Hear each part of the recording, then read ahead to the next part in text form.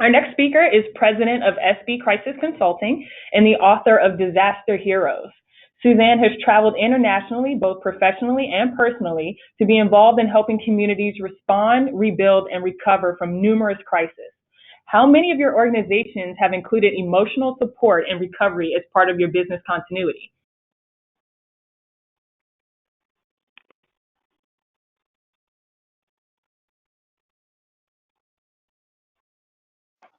Wow, this is really good. It seems like over 50% are actually including emotional response. Oh, we're getting 60%? Okay. This is really, really good. I'd like to turn it over to Suzanne, who is a multi-certified award-winning and internationally recognized crisis management consultant, trainer, speaker, and author who has helped governments, communities, and companies plan for, respond to, and recover from disasters for over 20 years.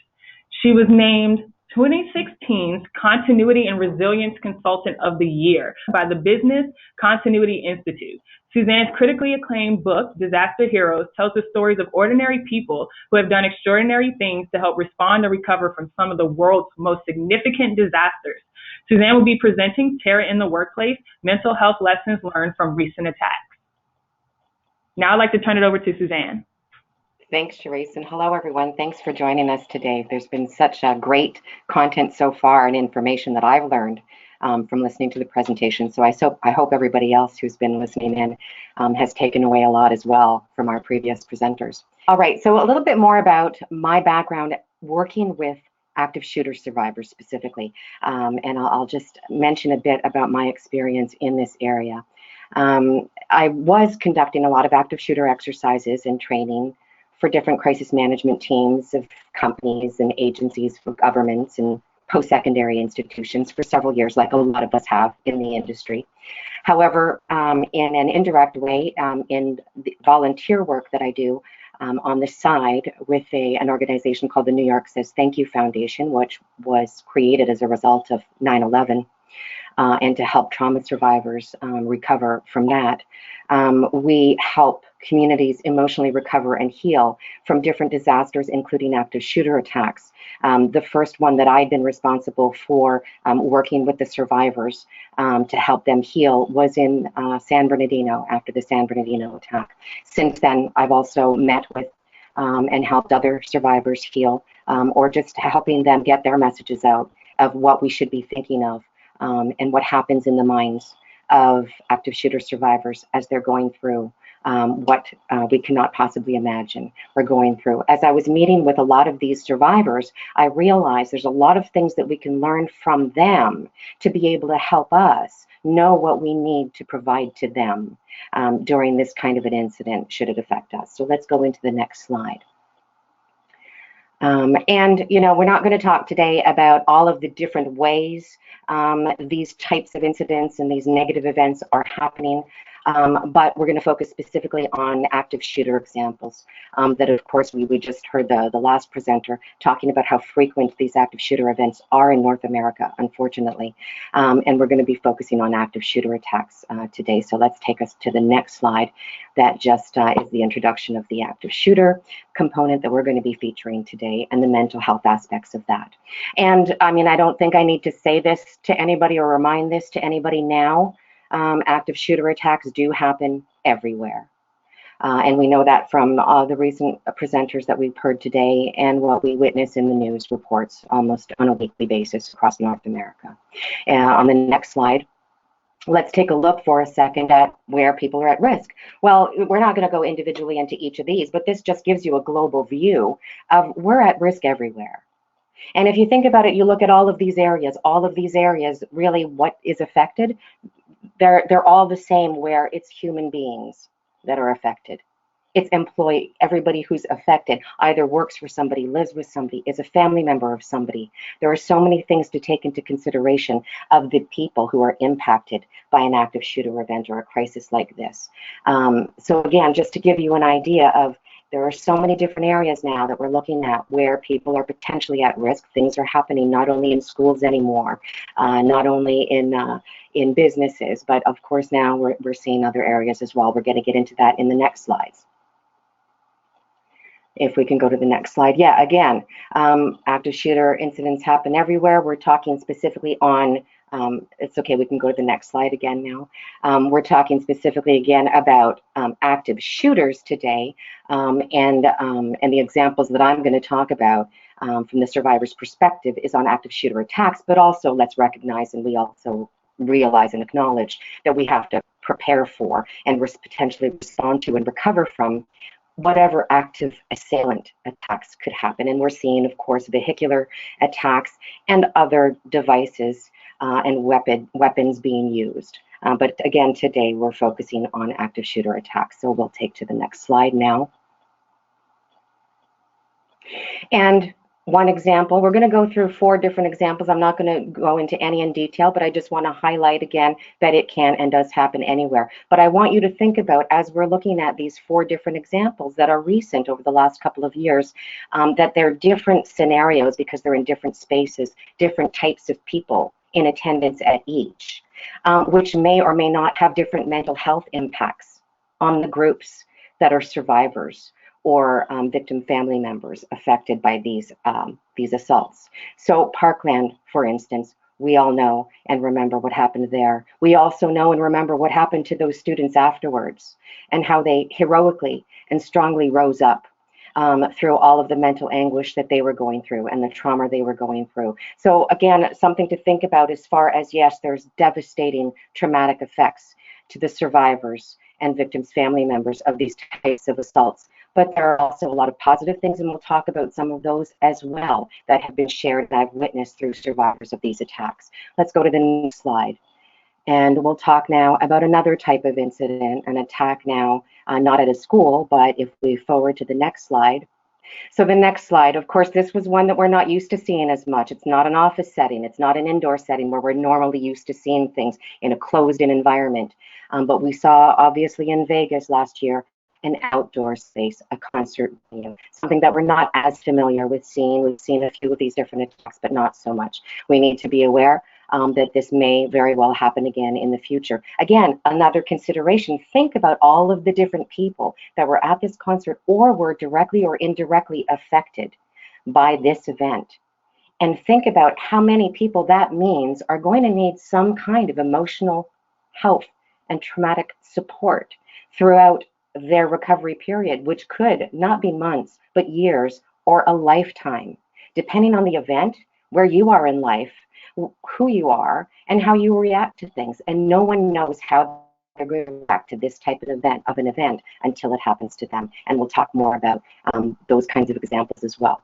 Let's go to the next slide now for another example of a recent attack. We all remember the Pulse nightclub attack. Again, a different situation in an evening at a nightclub where you have people from all over, again, such as the Las Vegas incident as well. You have people from all over that are potentially not local residents. They don't all work for the same place. They don't even all live in the same place. How are you going to be able to make sure that you're following up on the mental health aspects and the recovery aspects, physical and mental, of the survivors, of everybody who was in the room or in that club that night and witnessed the horrors of what happened inside? And you don't have to be physically injured to be injured and affected for the rest of your life by something like this. Mental injuries are just as bad, if not worse in some cases, and harder to heal and get over. All right, and now this is what I'm going to focus on more because this is where I've done a lot more case study work, sitting down with a lot of the different San Bernardino survivors and victims' family members of that attack who wanted me to share with people how they reacted, what they believe organizations and communities should do to be able to help better plan for and respond to and help their communities and their community members and their employees recover from such an attack. So I'm going to share with you a little bit more on that. Now in San Bernardino, just to refresh your memory, unfortunately, it was only 3 years ago, exactly 3 years ago last week, that the San Bernardino attack happened. However, since then, little did we know how many other active shooter attacks we'd have seen since then, where it's really difficult, unless you're in the field, to remember the details of what this major event was, which at the time was the biggest active intruder / terror attack of its time in North America.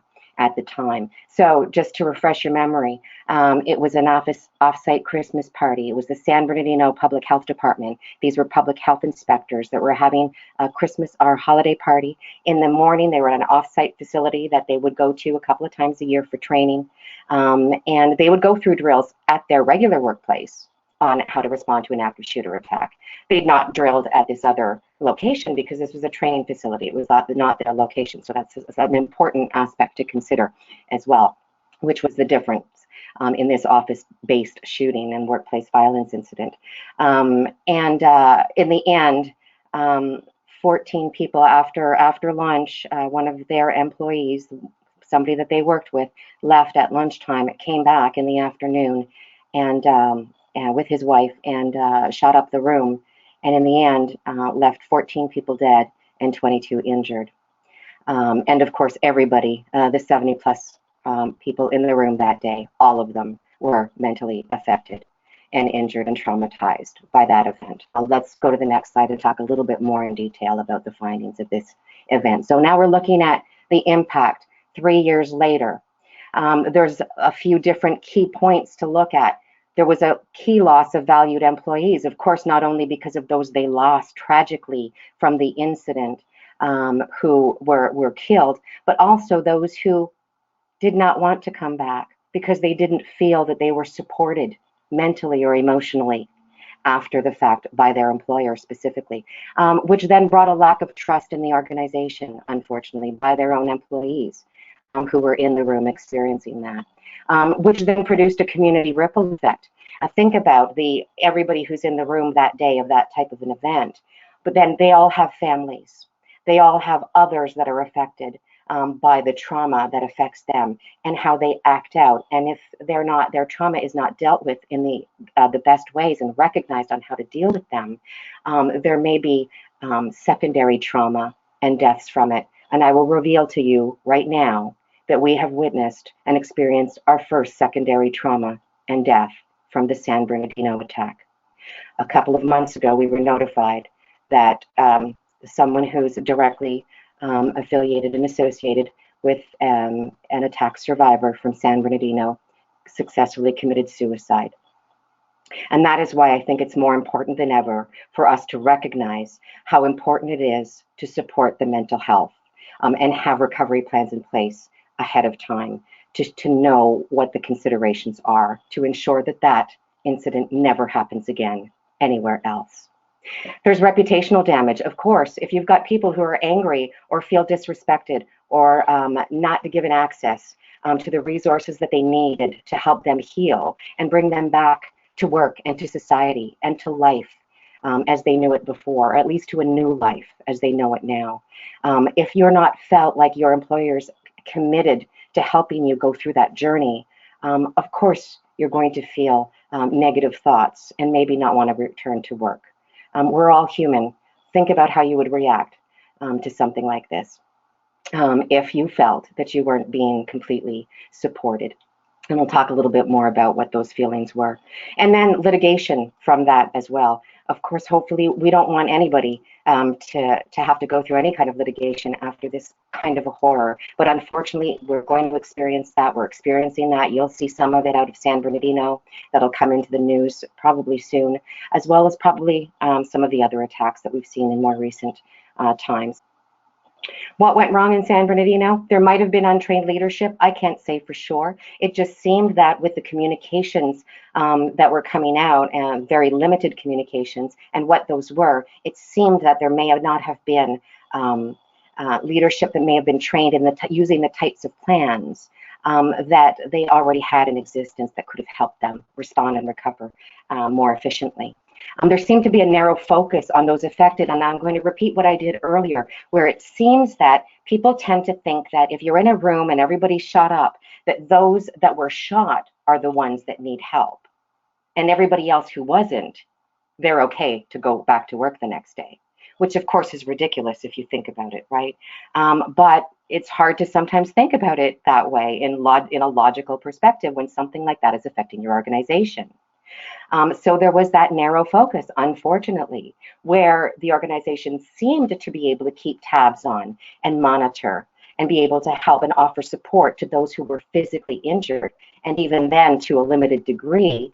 But for those who were not physically injured, but very much were mentally affected and traumatized, there was not an appropriate amount of follow-up or guidance with them at all by the employer, unfortunately. Which also seemed like a lack of crisis management or proactive response overall. There didn't seem to be guidance on where to go for psychoeducation or help in whatever they might have been feeling, how to witness, all of the critical incident stress management that we had learned in that type of training in the past. They didn't go through anything like that, or were not offered any at any point in time, which I think all of us in the industry believe that was a mistake that should never happen, hopefully ever again anywhere else. There was a fragmentation of groups where the employer instead of didn't realize that they should be brought together afterwards, and instead were just sent on their own, which, if anything, did a disservice for the group that were together in the room that day, because afterwards they were suffering in silence and suffering alone, not aware that all of them were suffering in silence and not knowing that the others were as well. Once an employee decided to take it among themselves to bring everybody together and gather them in to get the discussion going and getting them to talk about and sharing their feelings and recognizing that these were joint feelings and getting them to heal together, that's when things started really healing for them as a group. So that's something that really should have been offered and should be offered by an employer if something like this happens in the future. But fortunately, it was an employee afterwards who thought to do it themselves and brought great service to the group. And anybody that I talked to who was in the room that day mentioned how helpful and healing that was to be brought together afterwards to talk about things. There also seemed to be, there were mental health services that were finally offered and provided, but they didn't seem to meet the purpose. And that's another thing to think about. A lot of us have EAP providers that we go to for assistance for different types of disasters and crisis incidents and traumatic incidents. However, not all EAP providers have trained consultants who are trained in responding to or helping people heal from active shooter incidents, which is a very, very different, specific traumatic incident and event that is extremely sensitive. And I can tell you that two people mentioned to me who were San Bernardino survivors of how offended they were by one choice of somebody the employer decided to bring in to help them potentially heal mentally, and was a poor choice with somebody who was not trained in active shooter survivor response and recovery efforts at all. And if anything, it just traumatized them even more, which we never want to do in that type of event, of course. And so now let's go to the next slide. So the lessons learned. Now this was unlike most active intruder attacks, San Bernardino was considered an active shooter, a workplace violence, and a terrorism incident all rolled into one. Another thing that I wanted to mention was HR was advised of concerns apparently about a colleague several times prior to the attack. The colleague apparently was the colleague who then who did this attack. I can't say for sure, although that is an issue that we're going to hear of in upcoming litigation, I'm sure, is that issue, and whether or not there was any response and what action, if any, was taken by the employer when they were advised of concerns ahead of time, an important fact to think about. The incident was a work holiday party training session at an off-site location, which I mentioned. Again, something to think about. Do you have these often enough? So it's important to be able to ensure people are aware of how to be able to evacuate or where to hide or where to go within your own location. But if you're often at an off-site location, how well or prepared would they be to be able to respond and react to something where they're not normally used to being at? And would your staff know what to do in advance of an active intruder attack? Communicating with staff and family and community throughout the immediate and the long-term recovery process is key. Communications, and I know we always say that in exercises and after real events, but it was brought up every single time in every interview I had with the San Bernardino survivors about how they felt. There was such a lack of communication in all areas throughout the whole immediate and long-term recovery process. And let's think about, imagine if you were faced a sudden permanent loss, 14 critical staff, never to return ever again in the same team. with the rest of your team potentially not able to return for months, if not years later. Of course, what you want to do is for the rest of the team that are potentially able to come back, you want to be able to give them the tools and resources and the support they need to be able to get them to be fully functional and want to be back as a fully functional member of the team and the community. And the best way to do that is to ensure that you follow up with everybody who was impacted by this kind of an event, and ensure that you're helping with their rehabilitation, both physically and mentally, to ensure that they can come back to work as quickly as possible. But again, as quickly as possible with the right time given to ensure that they have recovered emotionally and physically and can come back to be productive members of the workplace. Would these kinds of things be covered within your current HR business continuity and crisis management plans? Probably not, but it's good now that we at least know what kinds of things we should be considering. Go back in your plans and see what kinds of things might be adjusted, or know that during this kind of an event, there may be policies and guidelines that you're going to have to just throw out the window at the time and be able to try and reinvent at the time to be able to make them crisis specific and event specific. And would your current plan support the physical and psychological recovery of your employees and their families over the short and long term? Let's talk just quickly. I just want to talk about the difference between internal and external threats and what the difference is really. So a workplace violence incident can be caused by a current or former employee, like this one was, or it could be a random stranger off the street. Either way, how you respond or recover is the same. And we'll talk about that briefly in some upcoming slides. The difference, though, is in the planning stages. So think about internally. Do you currently have the people, the plans, and the programs in place to help staff identify and report concerns or suspicions of a colleague before things escalate? And externally, are there measures your organization could take to prevent outside attackers, which is something that was focused on in the previous presentation, which was an excellent presentation. So again, internally specifically, do you have the right people, plans, and programs in place to help staff identify and report concerns ahead of time to potentially help prevent something from happening at all? Now, just quickly, a glimpse into the active shooter relationship to victims. Normally, as you can see here, there's some kind of a relationship ahead of time between most active shooters and their victims.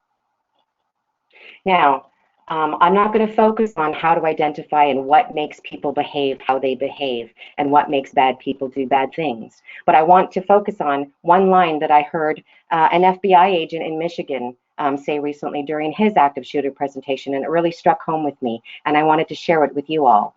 And just to remember something very important: hurt people hurt people.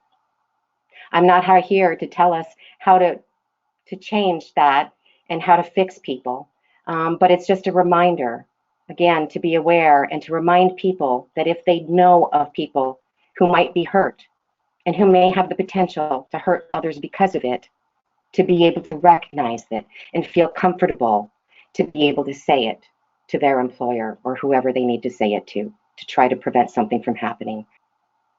But now, again, on a positive note, healed people heal people.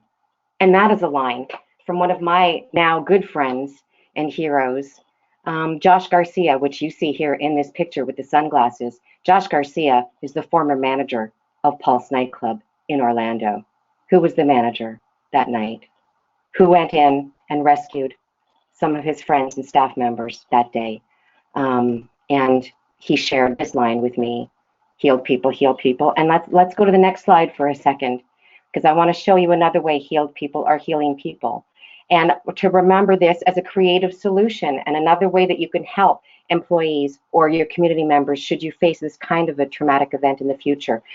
I want you to take a look at this picture for a second and just note there are several different people from several different areas in this picture. This was taken in San Bernardino during the 1-year anniversary of that attack. But what's special about this is there are survivors reuniting here and supporting each other from various terror attacks across America. You'll note Josh from Orlando is there as well. in the sunglasses. We've got people there from not only San Bernardino, but the 9/11 terror attacks, survivors, as well as victims' family members. We've got other survivors from other attacks and other natural disasters there as well. So one positive thing, and I'm seeing it and I'm witnessing it through participating in these therapeutic events where we're bringing survivors together to help each other heal and learn from each other and recognize that they are not alone, and how important and beneficial that is, and how I'm witnessing that personally by seeing how well people are helping each other heal from these recent events by coming together and sharing. Some advice.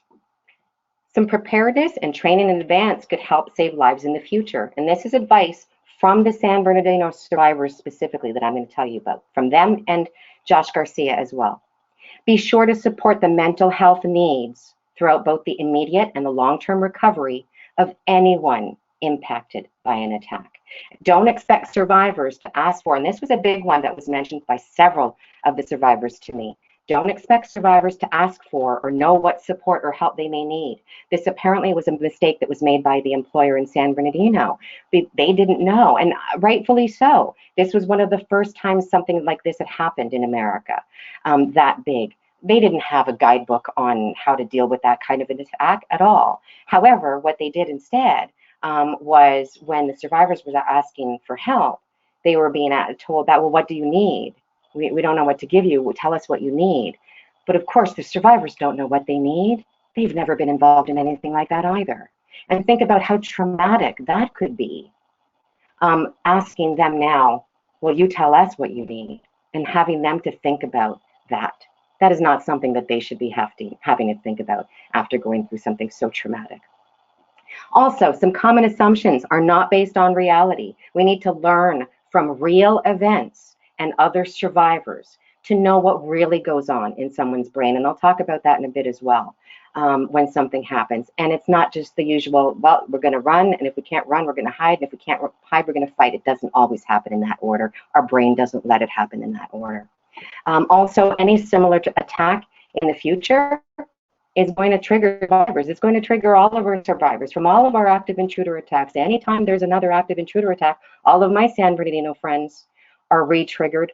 All of the Orlando friends are re-triggered. They are all re-triggered. That is something that we need to recognize. We are going to have communities that are going to need to be reevaluated and followed up on every time an active intruder incident happens.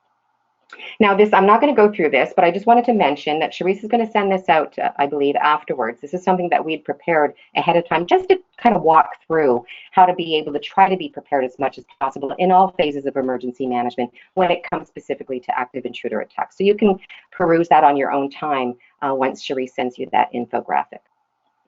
So what to include in your plan if you're talking about an active shooter plan, and I'm not saying that everybody should have an active shooter plan or anybody should, but what to include or make sure that you already have in your current plans.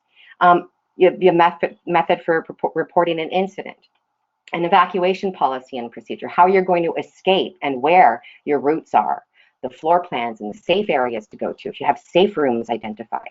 The roles and responsibilities and contact info for your emergency management team, contact info for first responders, local hospitals, an emergency notification system for your different communities that you need to communicate with.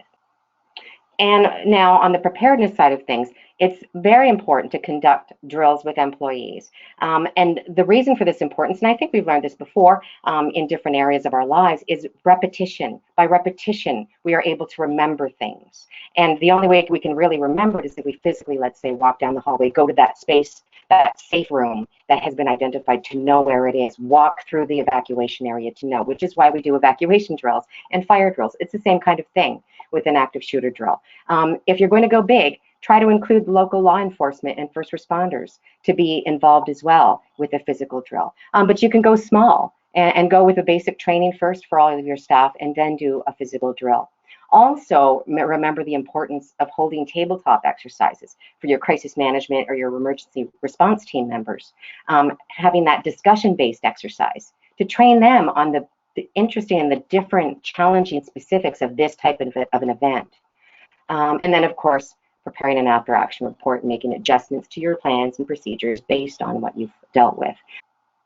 Staff awareness and training, again, having those annual drills, knowing where to evacuate, where to assemble, having those notification and communication procedures in place, and letting people know ahead of time what to expect and how they will be communicated with should something occur. Enforcing good safety practices, waiting for those secured doors to lock, discourage tailgating, silencing your cell phone in the workplace if you can. Let's go to the next slide. Drills, let's go a little bit more into the drills for a second. Conducting an annual physical drill isn't just like walking through the area to evacuate. Potentially recognizing the sound of gunshots. We've been seeing and hearing more and more different active shooter events lately where a lot of the survivors say afterwards it took them several seconds to recognize that that was actually a gunshot, something that an FBI agent recently had said in a presentation that I sat in on that I highly agree with, is training people on recognizing what a gunshot would sound like.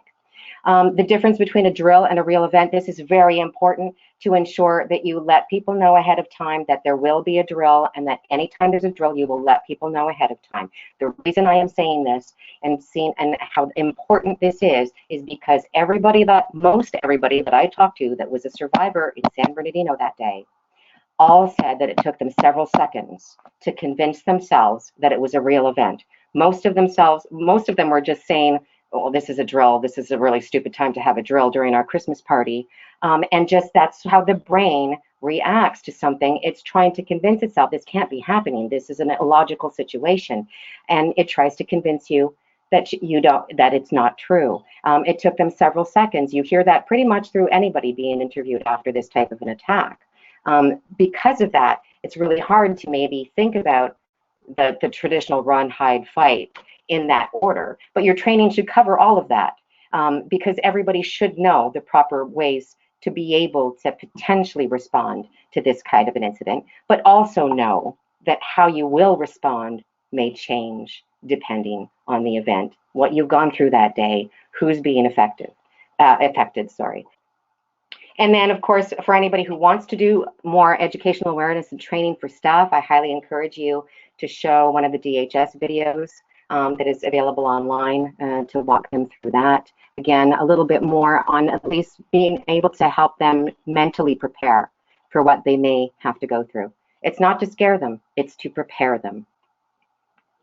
And again, we talk about the run, hide, fight concept. Important to do, important to consider, but also important to recognize it may not happen in that order, and we may not be able to have access to one or more of those options, depending on the situation. Let's go to the next slide. Let's look at, I want you to do an activity for a second. I know I'm taking up a few minutes of question time, but I think it might be important for us to just do this to gain a bit more awareness of what might happen if we're affected by something like this. Look around the room or the office you're in right now. What would you do in an active shooter situation? If you heard someone coming down the hall right now from where you are, would it be better to run or hide? What could you do to protect yourself and those around you, if anything? All right, I just wanted to give you a couple of seconds to think about that for a second. Here's some suggested actions. Though, again, we're not talking about preparedness or response and how to respond, but I thought this is an important thing to be able to share with everybody, just so that you all know, should anything happen. Consider the options on where best to hide, close, cover, move away from windows. Again, these will all help in your planning on where to identify pre-designated locations on sheltering spots of where people should go to hide if they are able to run and hide to certain areas. Some other actions, silencing cell phones. That might not be possible. I can tell you during those few seconds while an attack is happening, your brain does not have the time to tell you, oh, I better think of silencing my cell phone right now. You won't have the time to do that. But if you're far enough away from an active shooter and you're hearing them come, you may very well have the time to do that. If planning to hide, identify an escape route, and of course, calling 911. Let's go to the next slide now. All right, recovery, and this is where I think is the most important stage of emergency management or crisis management in an active shooter attack is the recovery process. Do we have recovery plans in place to ensure that we can support the emotional and physical recovery of survivors and victims' families after this kind of an attack. And thinking about not only the immediate needs, but also the long-term needs, because this, unlike so many other crisis events, is something that is going to impact people for months, if not years, if not their entire lifetimes.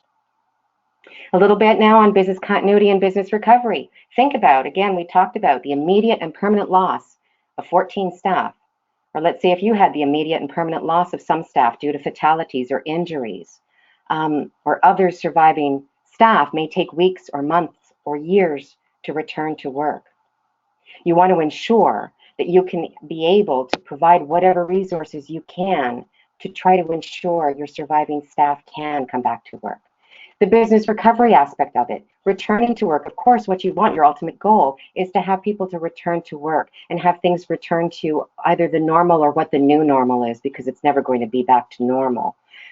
Think about that. But again, how are you going to be able to best and most effectively get business back up and running and people back to work is ensuring that you've been able to successfully heal them and recover them through their trauma, whether it's physically and or mentally. Some things to consider.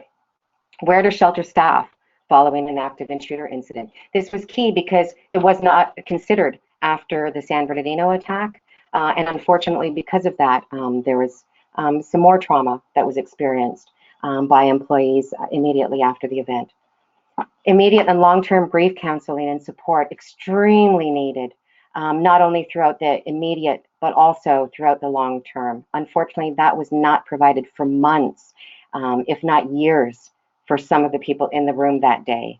And that should have been immediate and given to everyone that was in the room that day. Another thing to consider, I really think it's important to mention this, funerals and memorials. You may need to adjust your HR policies. Just an example of what happened in San Bernardino after the attack. Think about it, 14 funerals that all of the staff, including those that were in the room that day that made it out alive, wanted to go to 14 funerals for their staff, their friends who had lost their lives, that they witnessed them losing their lives that day. But when they requested the time off to attend funerals, they were told, they're not family members. HR policy, you need to be a direct family member. You only have a certain amount of days to have off. Just one example of what was a huge failure that could have been avoided. And of course, re-traumatize that group again by telling them that, when it could have been alleviated by just a team getting together and going through the policy and recognizing that this is such a different kind of an incident, that that's not the right thing to do or to suggest. So again, keep that in mind should you ever unfortunately be faced with anything like this again, to ensure we're dealing with human beings. How would you like to be communicated with and treated after you went through this type of an incident? And again, it's something that we all have to remind each other during these times. And then we may need to adapt HR policies or other policies as required, which they had to. But unfortunately, most of the time, they had to adapt them after there was an uprise from the employees because they made the wrong decisions going by the book originally.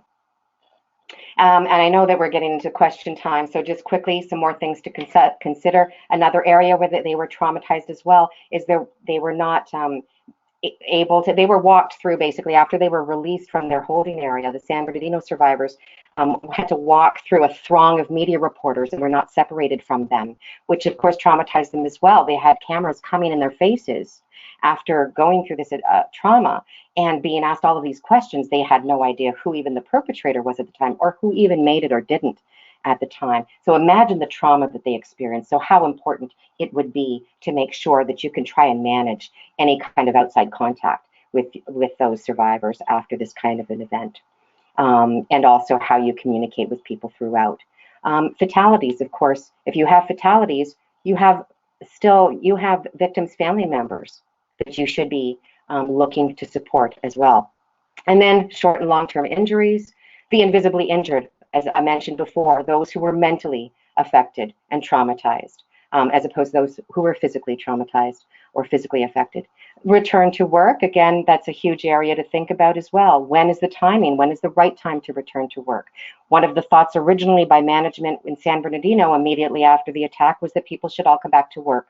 Unless they were injured, they should all come back to work on the following Monday, which again was completely unacceptable, traumatized and re-triggered people again, and then the decision was made to give them a month to go back instead. But again, something to really think about and consider. And again, giving support to victims' family members and remembering the triggers, the 1-year anniversaries, the 2-year anniversaries, and any time another active shooter incident happens anywhere else in North America. So to end, I just wanted to mention a couple of valuable resources for those of you that are interested. There's a resource that you can get here, Psychological First Aid by the National Child Traumatic Stress Network. There's an amazing book written by a wonderful colleague of mine, Dr. Liz Royal, and it was co-authored by her and a colleague. She's a renowned psychotherapist from the UK, from Manchester, wrote this book, which is basically a guide to managing psychological trauma at work. If an active shooter attack happened, you could pick up this book and it really guides you from start to finish and all the way through on what to consider to be able to help. It's actually just a great book, not just to have at an emergency manager's desk or a crisis manager's desk, but even for an employee to go through if they've gone through something themselves, to be able to help them recover. Based on the book, now Dr. Liz has developed an app, and it's the first of its kind, to our knowledge, globally, and it was just developed by an app developer in Germany by Dr. Liz and her partner, called The Power to Respond, an app specifically geared to be able to walk employers as well as employees through all of the different steps to consider after a violent, traumatic workplace event. And I will end with this quote: "We can't always stop trauma, but we can change how we manage its impact." Let's bring it to, I believe, one of the closing slides before we get into questions. Some top tips. We've gone all over these, I believe, so there's no need to go further into it. Let's go to the last slide, and we've got my contact information there for anybody who wants to contact me directly. Thank you very much, and I believe that gives us a bit of time for questions. Thank you, Suzanne. Our first question is, can you provide some insight as to the extent of support for family members? For example, did they have staff members at the actual hospital to help answer questions for spouses? That's a great point. Now, I can't say what has been undertaken by different communities afterwards. I can only tell you my experience from those from San Bernardino and Orlando on what was done with them, and that was not done. That was not something that was done. I would suggest, though, the most important aspect is really just being aware of and recognizing the importance of communicating, and that they are a critical audience to communicate with. They are just as much of a key stakeholder to your organization or your community as anybody else at the time. And so ensuring that you communicate, anything you communicate with your employees or anybody else who's been directly impacted, or with the community, you make sure that you're communicating with the victim's family members as well, providing them with whatever information or resources that you've been providing to any of the other survivors, that you're providing the same type of resources and information to the victim's family members, and doing the same types of follow-up with them as well. Do you find that HR should typically be in charge of the emotional crisis aspect? Sorry, I didn't catch the last part. You kind of faded out on the last part of your question. Do you find that HR should typically be in charge of the emotional crisis management aspect of the recovery? Right. I definitely think that HR should be leading that aspect, yes. Of course, it all depends on how your organization works and the size of your organization, and it's whatever, of course, makes sense to your organization. However, ideally, I do believe it should be HR. And they're most in tune with, or should be most in tune with, what the needs could be, as well as being the conduit to be able to provide the resources necessary as well. I would believe that a lot of those procedures and policies, as well as contacts and connections and resources, should be provided through HR or an HR team if you have one. Okay. Do you feel that there's a difference in how a publicly funded institution and a private institution respond to these kinds of trauma? If there's, sorry, a difference in how they respond? Yes. Do you feel that there is a difference? I can say from just these different experiences that I've seen so far, every single one is different. No one has responded the same. So I can't say that there's a difference between how a government agency reacts, let's say, let's say the County of Public Health, compared to a private organization or someone affected that way. I just think that every incident is different, and we need to just be aware that there are certain things that are the same in every response to anything. Let's make sure that our plans and our procedures and our people are aware of the different aspects in this kind of an incident, and ensure that we can try to respond as best as possible, knowing that every single incident is going to be different, and the way people respond is going to be different based on their organization and what plans and procedures they have in place. Okay, thank you. Besides counseling, what are some other ways we can support our employees who are impacted by it? Right. Well, counseling is definitely, of course, one way, but there's so many other ways as opposed to just regular counseling we're thinking. So I'm going to use some examples that were provided to me by some of the survivors in San Bernardino and what they had said worked for them. And one of the things that worked for one survivor is the physical activity, and a few of them mentioned that was the need for physical activity and how that helped them. So originally, somebody that had worked with them, a colleague, was providing free training sessions, personal training sessions for the individuals that were survivors, because individual sessions, which is very important, because they didn't want to go into these, group atmospheres and be out in public atmospheres. So they were offered these individual one-on-one training sessions instead. And then they were offered group, just the survivors themselves who wanted to attend these sessions, these physical sessions, were able to participate. Also, things like massage, other therapeutic, alternative therapy type of things have been mentioned a lot by the survivors. Somebody recently discovered in San Bernardino, an amazing survivor who discovered on his own, after being left on his own for months with no guidance on where to go or where to seek help, he realized that he had a love for swimming and he wanted to focus some of his positive energy back into getting back into his love for swimming. Since then, he is now winning all of these swim medals at all these swim meets across America, including one recently in Vegas where we met up after his swim meet, and then met with some of the survivors, with some of the staff at Mandalay Bay after that attack.